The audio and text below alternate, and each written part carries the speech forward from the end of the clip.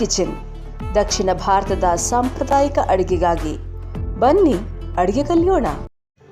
ಸಮಸ್ತರಿಗೂ ನಮಸ್ಕಾರ. ದೇವಿಸ್ ಕಿಚನ್ಗೆ ಆತ್ಮೀಯವಾದಂಥ ಸ್ವಾಗತವನ್ನು ಬಯಸ್ತಾ ಇರೋದು ನಾನು ಶ್ರೀದೇವಿ. ಇವತ್ತಿನ ಅಡುಗೆ ಮನೆಯಲ್ಲಿ ಏನು ಕಲಿತೀರಾ ಅಂತಂದರೆ ಪೇಪರ್ ಅವಲಕ್ಕಿಯಿಂದ ಮಾಡಬಹುದಾದಂಥ ಚೂಡ ಅಥವಾ ಅವಲಕ್ಕಿ ಒಗ್ಗರಣೆ ಅಂತಲೇ ಹೇಳಬಹುದು. ಇದು ಬಹಳ ಚೆನ್ನಾಗಿರುತ್ತೆ, ರುಚಿಯಾಗಿರುತ್ತೆ. ಕಾಫಿ ಜೊತೆ ಸಂಜೆ ಹೊತ್ತು ತಿನ್ನೋದಕ್ಕೆ ಚೆನ್ನಾಗಿರುತ್ತೆ. ನೆಂಟರು ಬಂದಾಗ ಕೊಡಲಿಕ್ಕೆ ಅಥವಾ ಸುಮ್ಮನೆ ಹಾಗೆಯೇ ಟೈಮ್ ಪಾಸ್ಗೆ ತಿನ್ನೋ ಕೂಡ ಚೆನ್ನಾಗಿರುತ್ತೆ. ಸೊ ಇದನ್ನು ಮಾಡಿಟ್ಕೊಂಡ್ಬಿಡ್ಬೋದು. ಮಾಡಿಟ್ಕೊಂಡ ನಂತರ ಪ್ರತಿದಿನ ಉಪಯೋಗಿಸ್ಬೋದು. ಸುಮಾರು ಒಂದು 15-20 ದಿವಸ ಏನೂ ಕೆಡೋದಿಲ್ಲ, ಹಾಗೆ ಇರುತ್ತೆ. ಸೊ ಚೆನ್ನಾಗಿ ಬಳಸ್ಕೋಬೋದು ಅಂತ ಹೇಳ್ತಾ ಈ ಒಂದು ತಿಂಡಿಯನ್ನು ನಿಮಗೆ ಹೇಳ್ಕೊಡ್ತಾ ಇದ್ದೀನಿ. ಉತ್ತರ ಕರ್ನಾಟಕದ ಕಡೆ ಬಹಳನೇ ಫೇಮಸ್ಸು ಏನಂದರೆ ಚಹಾದ ಜೊತೆ ಚೂಡ ಇದ್ದ ಹಾಗೆ ಅಂತ ಹೇಳ್ತಾರಲ್ಲ, ಹಾಗೆ ತುಂಬ ಫೇಮಸ್ ಆದಂಥ ವಾಕ್ಯ. ಬನ್ನಿ ನೋಡ್ಬೇಡ ಏನೇನು ಬೇಕಾಗುತ್ತೆ ಅಂತ. ಪೇಪರ್ ಅವಲಕ್ಕಿ ಅರ್ಧ kg ತೊಗೊಳ್ಳಿ. ಒಂದು ಬಟ್ಲು ಅಂದರೆ ಒಂದು 50 ಗ್ರಾಮಷ್ಟು ಕಡಲೆ ಬೀಜ ತೊಗೊಳ್ಳಿ. ಹಾಗೆಯೇ ಒಂದು 50 ಗ್ರಾಮ್ನಷ್ಟು ನೀವು ಈ ಹುರುಗಡ್ಲೆ ಇರುತ್ತಲ್ಲ ಅದನ್ನು ತೊಗೊಳ್ಳಿ. ಖಾರಕ್ಕೆ ನೀವು ಅಚ್ಚ ಖಾರದ ಪುಡಿಯನ್ನು ಬಳಸ್ಬೋದು. ಇದು ನೀವು ನಿಮ್ಮ ಖಾರಕ್ಕೆ ಹಾಕ್ಕೊಳ್ಳಿ. ಹಾಗೆಯೇ ಸಕ್ಕರೆ ಒಂದು ಅರ್ಧ ಕಪ್ ಸಕ್ಕರೆ ಇರಲಿ. ಆಮೇಲೆ ಹೇಳ್ತೀನಿ ಯಾಕೆ ಅಂತ. ಅದರ ಜೊತೆಗೆ ನೀವು ಉಪ್ಪು, ರುಚಿಗೆ ತಕ್ಕಷ್ಟು ಉಪ್ಪು. ಇನ್ನು ಒಗ್ಗರಣೆಗೆ ನಮಗೆ ಬೇಕಾಗುತ್ತೆ ಸಾಸಿವೆ ಸ್ವಲ್ಪ ಜಾಸ್ತಿನೇ ಬೇಕಾಗುತ್ತೆ, ಒಂದು 4-5 ಚಮಚ ಅಂತ ಅಂದ್ಕೊಳ್ಳಿ. ಅದಾದ ನಂತರ ಎಣ್ಣೆ ಬೇಕಾಗುತ್ತೆ, ಒಂದು 100 ಗ್ರಾಮಷ್ಟು ಎಣ್ಣೆ ಬೇಕಾಗತ್ತೆ. ಅದಾದ ನಂತರ ಹಿಂಗು ಒಗ್ಗರಣೆಗೆ ಹಾಕಬೇಕಾಗತ್ತೆ. ಅದರ ಜೊತೆಗೆ ಕರಿಬೇವು ಬೇಕಾಗುತ್ತೆ ಘಮ್ ಅನ್ನೋದಕ್ಕೆ. 1 ಚಮಚ ಅರಿಶಿನ ಕೂಡ ಇದ್ದರೆ ಚೆನ್ನಾಗಿರುತ್ತೆ. ಹಾಗೆಯೇ ಒಣಮೆಣಸಿನ್ಕಾಯಿ ಒಂದು 3-4 ಇಟ್ಕೊಳ್ತೀವಿ, ಅಥವಾ 5 ತೊಗೊಳ್ಳಿ, ಯಾಕಂದರೆ ಬರೀ ಒಗ್ಗರಣೆಗೆ ಮಾತ್ರ. ಮೊದಲಿಗೆ ಈ ಅವಲಕ್ಕಿ ಏನಿರುತ್ತೆ ಅದನ್ನು ಸ್ವಲ್ಪ ಕ್ಲೀನ್ ಮಾಡ್ಕೋಬೇಕಾಗತ್ತೆ. ನೀವು ಎಷ್ಟೇ ಕ್ಲೀನ್ ಅಂದರೂ ಒಂದ್ಸತಿ ನೋಡ್ಕೋಬೇಕಾಗತ್ತೆ. ನಂತರದಲ್ಲಿ ನಾವು ಸ್ಟವ್ ಹತ್ತಿಸ್ಕೊಂಡು ಒಂದು ಅಗಲವಾದ ದೊಡ್ಡ ಪಾತ್ರೆಯನ್ನು ಇಡಬೇಕಾಗತ್ತೆ. ಅಗಲವಾದ ದೊಡ್ಡ ಪಾತ್ರೆಯನ್ನು ಇಟ್ಟು ಅದು ಕಾದ ನಂತರ ಅದಕ್ಕೆ ಎಣ್ಣೆಯನ್ನು ಹಾಕೋಣ. ಸೊ 100 ಗ್ರಾಮ್ ಎಣ್ಣೆ ಬೇಕಾಗುತ್ತೆ ಅಂತ ಹೇಳಿದ್ನಲ್ಲ, ಖಂಡಿತ ಬೇಕಾಗುತ್ತೆ. ಯಾಕಂದರೆ ಆ ಪೇಪರ್ ಅವಲಕ್ಕಿ ಎಣ್ಣೆಯನ್ನು ಹೀರ್ಕೊಳ್ಳುತ್ತೆ, ಹಾಗಾಗಿ ಒಗ್ಗರಣೆಗೆ ಬೇಕಾಗತ್ತೆ. ಸೊ ಈಗ ಎಣ್ಣೆಯನ್ನು ನಾವು ಹಾಕ್ಬಿಡೋಣ. ಎಣ್ಣೆಯನ್ನು ಹಾಕಿ ಮೊದಲಿಗೆ ಎಣ್ಣೆ ಕಾದ ನಂತರ ನಾವು ಈ ಕಡಲೆ ಬೀಜ ಏನಿರುತ್ತೆ ಈ ಕಡಲೆ ಬೀಜನ ನಾವು ಮೊದಲು ಹುರ್ಕೋಬೇಕಾದಲ್ಲ, ಅಂದರೆ ಎಣ್ಣೆಯಲ್ಲಿ ಕರ್ಕೋಬೇಕಾಗತ್ತೆ. ಅದೇ ಫಸ್ಟು. ಸ್ವಲ್ಪ ಟೈಮ್ ತೊಗೊಳ್ಳೋದ್ರಿಂದ ಎಣ್ಣೆ ಬಿಸಿ ಆಗಿದ ತಕ್ಷಣ ಮೊದಲಿಗೆ ಕಡಲೆ ಬೀಜ ಅಷ್ಟು ಹಾಕಿ ಅದನ್ನು ಕರ್ಕೊಳ್ಳೋಣ. ಚೆನ್ನಾಗಿ ಕೆಂಪಗಾಗಬೇಕು. ನಿಮಗೆ ಗೊತ್ತಿದೆಯಲ್ಲ, ಕಡಲೆ ಬೀಜ ಆಗಿರೋದು ಗೊತ್ತಾಗುತ್ತೆ. ಒಂದು ಬಾಯಲ್ಲಿ ಹಾಕ್ಕೊಂಡ್ರೆ ನಿಮ್ಗೆ ಗೊತ್ತಾಗುತ್ತೆ. ಕೆಂಪಗಾಗಬೇಕು. ಹಾಗಂತ ತೀರಾ ಜಾಸ್ತಿ ಸಿಡ್ಸೋಕೆ ಹೋಗಬೇಡಿ. ಸ್ವಲ್ಪ ಕೆಂಪಗಾದ ನಂತರ ತೆಗೆದ್ಬಿಡಿ. ಒಂದ್ಸತಿ ಗಮನದಲ್ಲಿ ಇಟ್ಕೊಳ್ಳಿ, ಏನಂದರೆ ತುಂಬ ಉರಿ ಇಟ್ಟರು ಕೂಡ ಬೇಗ ಸಿದೋಗುತ್ತೆ. ಕಡಿಮೆ ಉರಿಯಲ್ಲಿ ನೀವು ಇದನ್ನು ಹುರ್ಕೊಳ್ತಾ ಇರಬೇಕು, ಅಂದರೆ ಕರಿಕೊಳ್ತಾ ಇರಬೇಕು. ಇದನ್ನು ಕರಿಯೋದು ಹುರಿಯೋದು ಏನು ಬೇಕಾದ್ರೆ ಅಂದ್ಕೊಳ್ಳಿ. ನೋಡಿ ಈ ರೀತಿ ಆಯ್ತಲ್ಲ. ಸೊ ಈಗ ಆಗಿದೆ, ಈ ಬಣ್ಣಕ್ಕೆ ಬಂದಾಗ ಆಗಿದೆ. ಇದನ್ನು ಒಂದು ಪ್ಲೇಟ್ಗೆ ವರ್ಗಾಯಿಸ್ಕೊಳ್ಳಿ. ಅಲ್ಲೇ ಇರೋದು ಬೇಡ, ಒಂದು ಪ್ಲೇಟ್ಗೆ ವರ್ಗಾಯಿಸ್ಕೊಳ್ಳಿ. ಈಗ ಅದೇ ಎಣ್ಣೆಯಲ್ಲಿ ನೀವೀಗ ಹುರುಗಡ್ಲೆಯನ್ನು ಹಾಕಬೇಕಾಗತ್ತೆ. ಹುರುಗಡ್ಲೆಯನ್ನು ಕೂಡ ಅಷ್ಟೇ, ಅದು ಆಗೋದು ಗೊತ್ತಾಗಿರುತ್ತೆ ನಿಮಗೆ, ಅಲ್ಲಿವರೆಗೂ ಇದನ್ನು ಕರಿಬೇಕಾಗತ್ತೆ. ಸೊ ತಕ್ಷಣ ತೆಗಿಬಿಡಿ. ತಕ್ಷಣ ತೆಗೆದ್ರೆ ಅದು ಹಸಿ ಹಸಿ ಇರುತ್ತೆ. ಸ್ವಲ್ಪ ಹೊತ್ತು ಶಾಖದಲ್ಲಿ ಅದು ಕೂಡ ಕರಿಬೇಕು. ಚೆನ್ನಾಗಿ ಕರೆದು ಅದನ್ನು ತೆಗಿಬೇಕು. ಇಲ್ಲೂ ಕೂಡ ಅಷ್ಟೇ, ಹುರುಗಡ್ಲೆ ಜಾಸ್ತಿ ನೀವು ಬಿಸಿ ಇಟ್ಬಿಟ್ರೆ ಅದು ಬೇಗ ಕೆಂಪಾಗ್ಬಿಡುತ್ತೆ, ಚೆನ್ನಾಗಿರೋದಿಲ್ಲ. ಹಾಗೆ ಅದು ಕೆಂಪಾಗೋದಷ್ಟೆಲ್ಲ ಸೀದ್ ಕೂಡ ಹೋಗುತ್ತೆ. ಅದಕ್ಕೋಸ್ಕರನೇ ಹೇಳ್ತಾ ಇರೋದು, ಸ್ವಲ್ಪ ಫ್ಲೇಮ್ ಮೀಡಿಯಮ್ ಫ್ಲೇಮ್ ಇರಲಿ. ಮೀಡಿಯಮ್ ಫ್ಲೇಮಲ್ಲಿ ನೀವು ಇದನ್ನು ಕರ್ಕೋಬೇಕಾಗತ್ತೆ. ನೋಡಿ ಇಷ್ಟ ಆದರೆ ಸಾಕು, ಬಣ್ಣ ತೆಗೆದ್ಬಿಡಿ. ಇದನ್ನು ತೆಗೆದು ಅದನ್ನು ಅದೇ ಪ್ಲೇಟ್ಗೆ ವರ್ಗಾಯಿಸ್ಕೊಳ್ಳಿ. ಈಗ ಉಳಿದ ಎಣ್ಣೆ ಏರಿದೆ, ಇದರಲ್ಲಿ ನಾವು ಒಗ್ಗರಣೆಯನ್ನು ಹಾಕ್ಕೊಳ್ಬೇಕಾಗತ್ತೆ. ಸೊ ಒಗ್ಗರಣೆ ಹಾಕ್ಕೊಳ್ತಾ ಹೋಗೋಣ. ಈ ಎಣ್ಣೆಗೆ ಬಿಸಿ ಇರುತ್ತೆ, ಅದೇ ಬಿಸಿ ಎಣ್ಣೆಗೆ ನಾವು ಈಗ ಸಾಸಿವೆಯನ್ನು ಹಾಕೋಣ.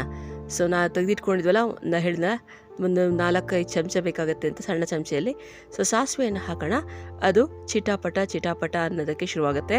ಸೊ ಕಾವು ಕಮ್ಮಿ ಇರೋದ್ರಿಂದ ಸ್ವಲ್ಪ ಟೈಮ್ ತೊಗೋಬೋದು, ಹಾಗಾಗಿ ವೆಯ್ಟ್ ಮಾಡಿ. ಚಿಟಾಪಟ ಆದಮೇಲೆ ಅದಕ್ಕೆ ಹಿಂಗನ್ನು ಹಾಕೋಣ. ಹಿಂಗೆ ಬಹಳ ಒಳ್ಳೆ ಘಮ ಕೊಡುತ್ತೆ, ರುಚಿ ಕೊಡುತ್ತೆ. ಹಾಗೆ ಆರೋಗ್ಯಕ್ಕೆ ಕೂಡ ತುಂಬ ಒಳ್ಳೆಯದಾಗಿದ್ದರಿಂದ ನಾನು ಪ್ರತಿಯೊಂದು ಪದಾರ್ಥಕ್ಕೂ ಕೂಡ ಹಿಂಗನ್ನು ಬಳಸ್ತಾ ಇದ್ದೀನಿ. ಸೊ ಅದೇ ಶಾಖಕ್ಕೆ ಕರಿಬೇವನ್ನು ಹಾಕೋಣ. ಮತ್ತು ಮೆಣಸಿನ್ಕಾಯಿ ಏನು ತೆಗೆದುಕೊಳ್ಳಿದ್ವಿ ಅದನ್ನ ಮುರಿದುಬಿಟ್ಟು ಹಾಕಿ, ಅರಿಶಿಣ 1 ಚಮಚವನ್ನು ಹಾಕಿಬಿಡೋಣ. ಇವಿಷ್ಟು ಹಾಕಿದ ಮೇಲೆ ನಾವು ಸ್ಟವ್ ಆಫ್ ಮಾಡಬೇಕು. ಈಗ ಶಾಖ ಬೇಕಾಗೋದಿಲ್ಲ. ಸೊ ಶಾಖ ಇಲ್ಲದೇ ಇರೋದು ಹಾಗೆ ಇದು ಮಾಡ್ಕೊಂಡಾದ್ಮೇಲೆ ಇದೇ ಒಂದು ಮಿಶ್ರಣಕ್ಕೆ ನೋಡಿ, ಇವಾಗ ಏನು ಮಾಡ್ತೀವಿ ನಾವು, ಇದೇ ಪಾತ್ರೆಗೆ ಸ್ಟವ್ ಆಫ್ ಮಾಡಿದ ನಂತರ, ನಾನು ಹೇಳ್ತಾ ಇದ್ದೀನಿ ಉರಿ ಇರಬಾರ್ದು, ಈಗ ಆಫ್ ಮಾಡಿದ ನಂತರ ಈ ಒಂದು ಒಗ್ಗರಣೆಗೆ ಅಚ್ಚ ಖಾರದ ಪುಡಿಯನ್ನು ಹಾಕ್ತಾ ಇದ್ದೀವಿ. ಖಾರ ನಿಮಗೆ ಎಷ್ಟು ಬೇಕೋ ಅಷ್ಟು ಹಾಕ್ಕೊಳ್ಳಿ. ಸೊ ಖಾರದ ಪುಡಿಯನ್ನು ಹಾಕಿ ಆಗಿದ ನಂತರ ಅದಕ್ಕೆ ನಾವೇನು ಮಾಡ್ತೀವಿ, ಮತ್ತೆ ಇದನ್ನು ಚೆನ್ನಾಗಿ ಕಲಿಸ್ಬೇಕಾಗತ್ತೆ. ಕಲಿಸಿದ ನಂತರ ಇದಕ್ಕೆ ನಾವು ಮುಂದೆ ಏನು ಮಾಡ್ತೀವಿ, ಈಗ ಏನು ತೆಗೆದಿಟ್ಕೊಂಡಿದ್ವಿ ಈ ಒಂದು ಕಡಲೆ ಬೀಜ ಮತ್ತು ಹುರ್ಗಡ್ಲೆ ಕರ್ದಿರೋದು ಅದನ್ನು ಇದಕ್ಕೆ ಹಾಕಿ ಮತ್ತೆ ಕಲಿಸ್ಬೇಕಾಗತ್ತೆ. ಈಗ ಎಷ್ಟು ಬೇಕೋ ಅಷ್ಟು ರುಚಿಗೆ ಉಪ್ಪನ್ನು ಹಾಕೋಣ. ಇದಕ್ಕೆ ಕೂಡ ಉಪ್ಪನ್ನು ಹಾಕಿ ಆ ನಂತರದಲ್ಲಿ ಸಕ್ಕರೆ ತೊಗೊಂಡಿದ್ವಲ್ಲ, ಅರ್ಧ ಬಟ್ಲಷ್ಟು ಸಕ್ಕರೆ ಅದನ್ನು ಹಾಕೋಣ. ಸಕ್ಕರೆ ಏನು ಮಾಡುತ್ತೆ ಅಂತಂದರೆ ರುಚಿಯನ್ನು ಒಂದು ಹದಗೊಳಿಸುತ್ತೆ. ಇದೆಲ್ಲ ಖಾರ ಇರ್ತಲ್ಲ, ಖಾರ ಉಪ್ಪು ಎಲ್ಲ ಹಾಕಿರ್ತೀವಲ್ಲ, ಅದೆಲ್ಲವನ್ನು ಒಂದು ರುಚಿಗೊಳಿಸಿ ನಿಮಗೆ ಅವಲಕ್ಕಿಯ ರುಚಿಯನ್ನು ಹೆಚ್ಚಿಸುತ್ತೆ. ಹಾಗಾಗಿ ಅದನ್ನು ಹಾಕ್ತದ್ದು. ಈಗ ಎಲ್ಲವನ್ನು ನೀವು ಕಲಿಸ್ಕೊಳ್ಳಿ. ಚೆನ್ನಾಗಿ ಇದನ್ನು ಕಲಿಸ್ಕೊಂಡಾದ್ಮೇಲೆ ಅದೇ ಮಿಶ್ರಣಕ್ಕೆ ಅವಲಕ್ಕಿಯನ್ನು ಹಾಕ್ತೀವಿ. ಅವಲಕ್ಕಿ ಬಿಸಿ ಮಾಡಿ ಹಾಕಬೇಕಾ ಅಂತಂದರೆ ಏನೂ ಬೇಕಾಗಿಲ್ಲ ಪೇಪರ್ ಅವಲಕ್ಕಿ. ಯಾಕಂದರೆ ಆ ಪಾತ್ರೆ ಶಾಖ ಇರುತ್ತೆ ಮತ್ತು ಆ ಒಗ್ಗರಣೆ ಶಾಖ ಇರುತ್ತಲ್ಲ, ಅದಕ್ಕೆ ಅದು ಗರಿ ಗರಿ ಆಗ್ತಾ ಹೋಗುತ್ತೆ.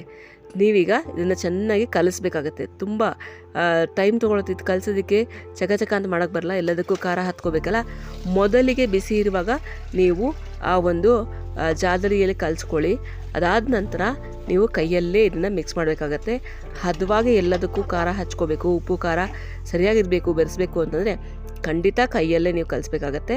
ಸೊ ಕಲಸಿ ಚೆನ್ನಾಗಿ ನೋಡಿ, ಹೀಗೆ ಸ್ವಲ್ಪ ಗಟ್ಟಿ ಇರುತ್ತಲ್ಲ, ಒತ್ತಿ ಕಲಸಿ. ಆವಾಗ ಅದು ಒಂದು ಸ್ವಲ್ಪ ಮೆತ್ತಗಾಗತ್ತೆ. ಸೊ ಮೆತ್ತಗಾಗೋದಷ್ಟೇ ಅಲ್ಲ, ಗರಿ ಕೂಡ ಆಗಿರುತ್ತೆ. ಇವಾಗ ಬಾಯಲ್ಲಿ ಹಾಕ್ಕೊಂಡ್ರೆ ಗರಿ ಅನಿಸುತ್ತೆ. ಚೆನ್ನಾಗಿ ಕಲಿಸ್ತಾ ಹೋಗಿ. ಎಲ್ಲ ಒಂದು ಹೊಂದ್ಕೋಬೇಕು. ಈ ಕಡಲೆ ಬೀಜ ಇದೆಲ್ಲ ಕರೆಕ್ಟಾಗಿ ಹದವಾಗಿ ಮಿಕ್ಸ್ ಆಗಬೇಕು. ಹಾಗೆ ಕಲಸಾಗಿದ ತಕ್ಷಣ ನೋಡಿ, ಫಸ್ಟ್ ಕ್ಲಾಸ್ ಆಗಿರುವಂತಹ ಪೇಪರ್ ಅವಲಕ್ಕಿ ಚೂಡ ರೆಡಿಯಾಗಿದೆ. ತುಂಬ ರುಚಿಯಾಗಿರುತ್ತೆ. ಇದು ಇಷ್ಟಪಡ್ತಾರೆ. ಇದಾದಮೇಲೆ ಇದರಲ್ಲೇ ಒಂದು ಚಾಟ್ ಮಾಡೋದು ಹೇಗೆ ಅಂತ ನಾನು ಹೇಳ್ಕೊಡ್ತೀನಿ. ಸೊ ಇದನ್ನು ಒಂದೇ ಥರ ಹೀಗೆ ತಿಂದು ಬೇಜಾರಾದರೆ ನೀವು ಚಾಟ್ ಕೂಡ ಮಾಡ್ಕೊಂಡು ತಿನ್ಬೋದು. ಅದನ್ನು ಇನ್ನೊಂದು ವಿಡಿಯೋದಲ್ಲಿ ತೋರಿಸ್ತೀನಿ ನೋಡಿ. ಸಂಜೆ ಕಾಫಿ ಜೊತೆ ಒಂದು ಬಟ್ಲು ಈ ಅವಲಕ್ಕಿ ಇದ್ಬಿಟ್ರೆ ಬಹಳಾನೇ ಚೆನ್ನಾಗಿರುತ್ತೆ. ಯಾಕೆ ಅವಲಕ್ಕಿ ಅಂದರೆ ಅವಲಕ್ಕಿಯಲ್ಲಿ ಕಬ್ಬಿಣಾಂಶ ಜಾಸ್ತಿ ಇದೆ, ಅದು ನೆನ್ಪಿಟ್ಕೊಳ್ಳಿ. ಜೊತೆಗೆ ಕಡಲೆ ಬೀಜ ಅದು ಕೂಡ ಆರೋಗ್ಯಕ್ಕೆ ಒಳ್ಳೆಯದು. ಆಮೇಲೆ ಈ ಎಣ್ಣೆ ನಾವು ಇಷ್ಟು ಹಾಕಿದ್ದೀವಲ್ಲ ಅನಿಸುತ್ತೆ, ಆದರೆ ಅದರಲ್ಲಿ ಎಣ್ಣೆನೇ ಇರೋದಿಲ್ಲ ರೀ. ಸೊ ಹಾಗಾಗಿ ಇದು ಉಪ್ಪು ಹುಳಿ ಖಾರ ಎಲ್ಲ ರುಚಿ ಕೊಡೋದಷ್ಟೇ ಅಲ್ಲದೆ ನಮ್ಗೆ ಒಳ್ಳೆ ತಿಂಡಿ ಕೂಡ ಆಗುತ್ತೆ. ಇದರಲ್ಲಿ ಯಾವುದೇ ಸೈಡ್ ಎಫೆಕ್ಟ್ಸ್ ಎಲ್ಲ ಏನಿರಲ್ಲ, ಒಳ್ಳೆಯ ತಿಂಡಿ. ಹಾಗಾಗಿ ಮಕ್ಕಳು, ವಯಸ್ಸಾದರೂ ಯಾರು ಬೇಕಾದ್ರೂ ತಿನ್ಬೋದು. ಊರುಗಳಿಗೆ ಹೋಗುವಾಗ ತೊಗೊಂಡು ಹೋಗ್ಬೋದು. ತುಂಬ ದಿನ ಜರ್ನಿ ಮಾಡ್ತೀವಿ ಅಂತಂದರೆ ಇದನ್ನೇ ತೊಗೊಂಡೋಗಿ ಈ ಅವಲಕ್ಕಿಗೆ ಒಂಚೂರು ಮೊಸರು ಹಾಕ್ಕೊಂಡು ತಿಂದರೆ ಅದು ಊಟದ ಥರನೇ ಆಗೋಗ್ಬಿಡತ್ತೆ. ಸೊ ಇಷ್ಟೊಂದು ಅಡ್ವಾಂಟೇಜ್ ಇರುವಂಥ ಈ ಅವಲಕ್ಕಿಯನ್ನು ಅಥವಾ ಚೂಡವನ್ನು ಮಾಡಿಕೊಂಡು ತಿಂದು ಖುಷಿಯಾಗಿರಿ. ಹಾಗೆ ಹೇಳಿ ಹೇಗೆ ಅನಿಸ್ತು ಇದರ ರುಚಿ ಅಂತ. ಸೊ ಬನ್ನಿ ಕಿವಿ ಮಾತನ್ನು ಕೇಳಬೇಡ. ಈ ಬೇಳೆಕಾಳುಗಳು ಮತ್ತು ರವೆ ಪದಾರ್ಥಗಳನ್ನ ನಾವೇನು ತಂದಿರ್ತೀವಿ, ಅದು ತುಂಬ ದಿವಸ ಇಟ್ಟರೆ ಹುಳ ಬಂದುಬಿಡುತ್ತಲ್ವಾ. ಸೊ ಹುಳ ಬರಬಾರ್ದು ಅಂತಂದರೆ ಏನಿಲ್ಲ, ಆ ಫ್ರಿಜ್ಜಲ್ಲಿ ಒಂಚೂರು ಜಾಗ ಮಾಡ್ಕೊಳ್ಳಿ. ಸೊ ನೀವು ಆ ಬೇಳೆಕಾಳುಗಳನ್ನು ಮತ್ತು ರವೆಯನ್ನು ಫ್ರಿಜ್ಜಲ್ಲಿ ಇಟ್ಟರೆ ನೀವು ಆ ಪ್ಯಾಕೆಟ್ ಸಮೇತ ಅದು ಬೇಗ ಹುಳ ಆಗೋದಿಲ್ಲ. ಸೊ ಟ್ರೈ ಮಾಡಿ, ಇದು ಖಂಡಿತ ನಿಜ. 6 ತಿಂಗಳಲ್ಲ, ವರ್ಷ ಬೇಕಾದರೂ ಇಡಿ, ಆದರೆ ಹುಳ ಬರೋದಿಲ್ಲ. ಆದರೆ ಜಾಗ ಮಾಡ್ಕೋಬೇಕಷ್ಟೆ. 1 ಅಥವಾ 2 kg ಅಷ್ಟಿದ್ರೆ ಮಾತ್ರ ಸಾಕಾಗತ್ತೆ. ಜಾಸ್ತಿ ಇದ್ದರೆ ಅದು ಇಡೀ ಫ್ರಿಜ್ ಆವರಿಸ್ಕೊಳುತ್ತೆ. ಅಷ್ಟು ಥರಕ್ಕೆ ಹೋಗಬೇಡಿ. ಸೊ 1 ಅಥವಾ 2 kg ತಂದುಕೊಂಡು ಅದನ್ನು ನೀವು ಇಡಬೇಕು. ಸ್ವಲ್ಪ ದಿನ ಜಾಸ್ತಿ ಇರಬೇಕು ಅಂದರೆ ಅದನ್ನು ಫ್ರಿಜ್ಜಲ್ಲಿ ಇಟ್ಟರೆ ಆಯಿತು, ನಿಮಗೆ ಹುಳ ಬರೋದಿಲ್ಲ. ಈ ಸಮಸ್ಯೆಯಿಂದ ನೀವು ಪರಿಹಾರವನ್ನು ಪಡ್ಕೋಬಹುದು. ಸೊ ನೋಡ್ತಾ ಇದ್ದೀರಲ್ವಾ ದೇವೀಸ್ ಕಿಚನ್ನ. ಸೊ ದೇವೀಸ್ ಕಿಚನ್ಗೆ ಸಬ್ಸ್ಕ್ರೈಬ್ ಮಾಡ್ಕೊಳ್ಳಿ, ಲೈಕ್ ಮಾಡಿ, ಕಮೆಂಟ್ ಮಾಡಿ, ಹಾಗೆ ಶೇರ್ ಮಾಡಿ. ಇನ್ನಷ್ಟು ಜನರ ತಲುಪಲಿ. ಅಡುಗೆ ಕಲಿತಾ ಇರೋರು ಖಂಡಿತ ಕಲ್ತ್ಕೊಳ್ಳಿ, ಪ್ರಯತ್ನ ಬಿಡಬೇಡಿ. ನಮ್ಮ ಅಡುಗೆ ನಾವು ಮಾಡ್ಕೊಂಡು ತಿಂದಾಗ ಬಹಳ ಮಜಾ ಬರುತ್ತೆ. ಓಕೆ, ಸಿಗೋಣ.